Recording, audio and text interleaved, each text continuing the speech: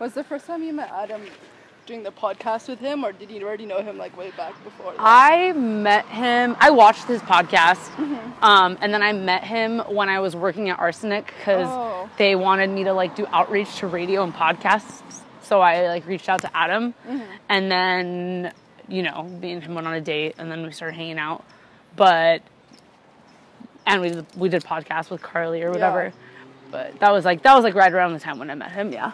How did you realize that you wanted to be like serious with him? Because I feel like he's, like in all his other vlogs, he was like, "Yeah, I'm like not gonna have a girlfriend." I always wanted to be serious with him, but he had to realize that he wanted to be serious with me.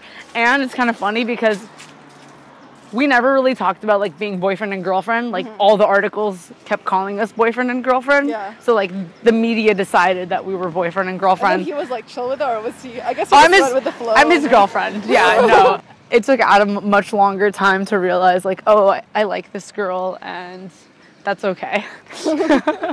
How do you think your life has changed, kind of like since you've met him?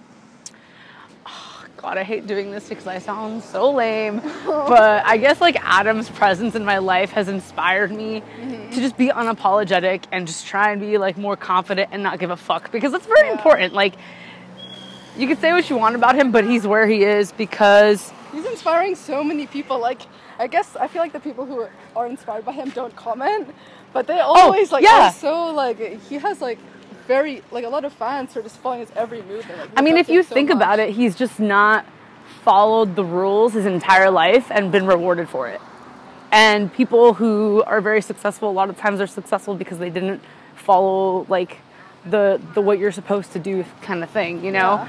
And I remember when I was like trying to decide if I wanted to quit my job and do the private Snapchat thing, I was like turning to him. I was like, do you think that like what would you do, you know? And it's like, people can say what they want about me taking my clothes off and it not being honorable or respectable or whatever, but it's like, is it more respectable that I sit behind a desk doing something I hate for $10 an hour, or if I do this other thing that doesn't necessarily take away from my life but only gives me a bunch of time and allows me to do other things that I would be passionate about, you know?